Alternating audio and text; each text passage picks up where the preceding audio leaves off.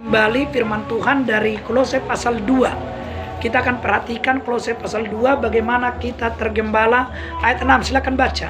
Kamu telah menerima Kristus Yesus Tuhan kita. Kamu telah menerima Kristus Yesus Tuhan kita. Terus Karena itu hendaklah hidupmu tetap di dalam Dia. karena itu dianjurkan supaya kita tetap berada dalam Kristus. Jangan menyimpang dari Kristus. Jangan menyimpang dari Tuhan Yesus Kristus. Terus Hendaklah kamu berakar dalam Dia. hendaklah kita semua berakar dalam Kristus, tertanam. Ini saudaraku, jemaat yang berakar adalah jemaat yang tertanam.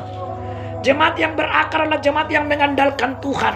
Jemaat yang berakar adalah jemaat yang tergembala dengan benar. Saudara dikasih oleh Tuhan. Ini tandanya kita tergembala. Kita berakar, semakin lama semakin berakar. Saudara terus baca.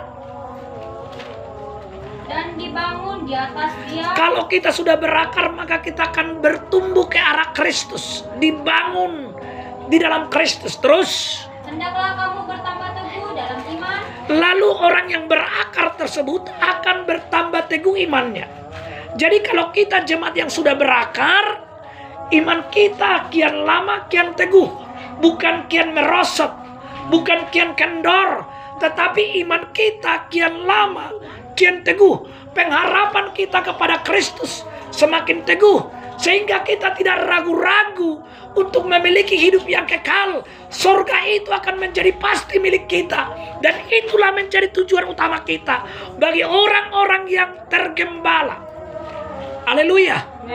Makanya jemaat yang tergembala itu juga disebut anak. Amsal pasal 3. Kita perhatikan saudaraku, ayat 1 dimulai.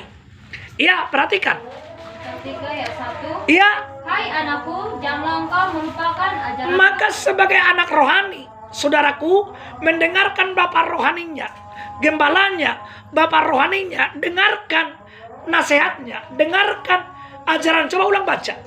Hai anakku, janganlah engkau melupakan ajaranku. Jangan melupakan ajaran seorang bapak rohani yang telah memotivasi kita, mendidik kita, mengarahkan kita ke arah Kristus, kepada yang lebih baik. Inilah namanya fungsi orang tua rohani yang selalu mendidik saudara, memotivasi saudara, mengarahkan saudara. Itu makanya jemaat yang tergembala tidak boleh jauh dari gembala, tidak boleh jauh dari Bapak. Harus saudaraku mendekat. Supaya apa? Supaya kita terlindungi. Terus Dan biarlah hatimu memelihara perintahku. hati saudara harus memelihara perintah orang tuamu dalam Tuhan. Peliharalah nasihatnya, peliharalah ajarannya, pelihara. Kalau kamu punya orang tua dalam Tuhan, peliharalah nasihatnya, terimalah ajarannya. Terus Karena panjang umur dan lanjut usia serta sejahtera akan ditambahkannya. ini saudaraku, kiranya Tuhan menjauhkan kepada kita, saudaraku, mara bahaya. Iya, kiranya jangan Tuhan memperpendek umur kita, tetapi Tuhan memberikan perpanjangan umur kepada kita, untuk kita dapat melayani Tuhan, untuk kita dapat memberikan yang terbaik kepada Tuhan. Yang selanjutnya 3, Janganlah kiranya kasih dan setia meninggalkan engkau. bagi jemaat yang tergembala, bagi saudara yang punya orang tua dalam Tuhan, saudaraku, buktikan kasihmu. Jangan kiranya kasihmu mulai layu. Masa semakin lama kasihmu semakin merosot? Kalau kamu mengasihi Tuhan, pasti mengasihi gembalamu. Kalau kamu mengasihi Tuhan, pasti mengasihi orang tuamu dalam Tuhan. Ini ciri-ciri saudara dikasih oleh Tuhan. Terus baca. Kalungkanlah itu pada lehermu, tuliskanlah itu pada roh hatimu. Ini saudara-saudaraku, kasihmu dan kesetiaanmu. Kalungkan, arti kalungkan, perlihatkanlah itu. Biarlah orang lain melihat kesetiaanmu. Haleluya.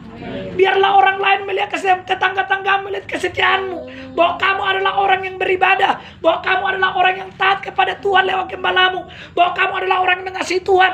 Biarlah orang di sekitarmu dapat melihatmu. Kalungkan saudaraku, tuliskan dalam hatimu, artinya di hatimu yang paling dalam. Bukan hanya penampilan luar, tetapi ketulusan, kekudusan, kejujuran dari dalam hatimu. Jangan ada sesuatu yang kau sembunyikan. Saudaraku dikasih oleh Tuhan. Keterbukaan daripada awal daripada pemulihan. Saudara dikasih oleh Tuhan.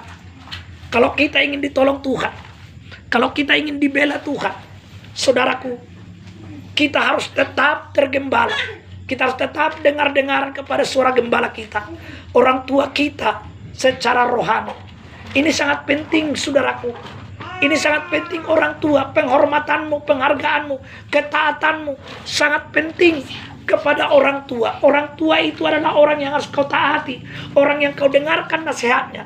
Itulah saya sebagai orang tua rohani yang harus kalian dengarkan, yang harus kalian turuti, saudara-saudara dikasih oleh Tuhan. Lalu apa yang kita dapat? Ayat 4, perhatikan. Maka engkau akan mendapat kasih dan penghargaan. Lalu kamu akan mendapat kasih dan penghargaan. Terus, Dalam pandangan Allah serta manusia. dalam pandangan Allah serta manusia. Inilah yang kita dapatkan.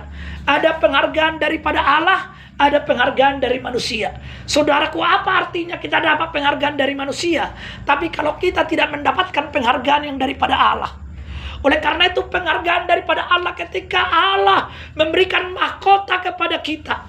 Penghargaan daripada Allah ketika Allah memberikan warisan itu kepada kita. Haleluya. Haleluya. Saya ingin katakan, ketika keluarga Siahaan punya harta, apakah hartamu itu langsung kau percayakan kepada si Rahel? Apakah langsung kau wariskan? Tidak. Tunggu dulu kedewasaan penuh. Apakah dia sudah bertanggung jawab atas itu? Saudara-saudara dikasih oleh Tuhan. Dan kita, ketika Tuhan punya warisan kepada kita, apakah warisan itu langsung menjadi milik kita? Dilihat dulu bagaimana kedewasaan kita. Apakah kamu sudah dewasa secara rohani? Apakah kamu sudah dapat mempertanggungjawabkan warisanmu? Kalau kamu diberikan warisan, apakah kamu sudah sanggup mempertanggungjawabkannya? Ini yang saudaraku yang sangat penting. Artinya saudaraku, bahwa kalau kita masih bayi, walaupun kita sedang bayi, memang kita sudah anak. Tetapi sekalipun warisan itu sudah miliknya, tapi tidak akan pernah dipercayakan kepadanya. Haleluya. Mungkin seringkali Siahaan bilang, ini rumahmu Rahel. Ini rumahmu Gabriel. Tetapi tidak akan pernah dipercayakan rumah itu kalau mereka tidak menjadi dewasa. Haleluya. Nah, saudara dikasih oleh Tuhan, warisan itu dapat kita terima ketika kita sudah dapat dipercaya. Kita sudah menjadi orang yang dewasa. Haleluya. Oleh karena itu saudaraku, kita melihat saudaraku ada 2 orang bersaudara, satu anak bungsu minta warisan dari bapaknya. Coba kita lihat, ketika diserahkan warisan itu, apakah hancur atau tidak? Hancur. Jadi apa? Bahkan dia lebih rendah dari babi. Coba bayangkan, makanan babi saja mau dia minta, makanan babi pun tidak diberikan. Babi bisa boleh makanan babi, tetapi anak bungsu ini, makanan babi pun tidak diberikan kepadanya. Karena apa? Karena dia meninggalkan orang tuanya. Dia meninggalkan Tuhan. Dia meninggalkan penggembalaan. Dia mencoba dengan, aku berhak punya warisan, hakku itu semua. Tapi ketika diserahkan, justru kehancuran yang datang. Maka saudaraku dikasih oleh Tuhan, tanpa kedewasaan penuh, Allah tidak akan memberikan warisan kita. Dan kamu semua sebagai anak-anak Allah, kita semua sebagai anak-anak Tuhan, kita diberikan warisan sebagai anak-anak Allah. Tetapi Allah tidak akan pernah mempercayakan warisan itu kepada kita kalau kita tidak dewasa. Dewasa dalam iman, dewasa dalam pengharapan, dewasa dalam perbuatan. Allah melihat imanmu, bahwa kamu benar-benar berakar dalam Kristus, bertumbuh dalam Kristus, berbuah dalam Kristus. Maka Allah akan melihat, saudaraku, kedewasaanmu. Sebagai jemaat yang tergembala, sebagai jemaat yang rohani, kamu semakin hari menunjukkan kedewasaan penuh. Inilah yang Tuhan rindukan dalam setiap kita, untuk hidup tergembala, digembalakan oleh firman dan Roh Kudus. Haleluya. Haleluya. Oleh karena itu firman penggembalaan sangat penting. Kalau kamu tergembala, kamu sebenarnya pasti akan aman. Kiranya Tuhan menolong kita. Saudara dikasih oleh Tuhan.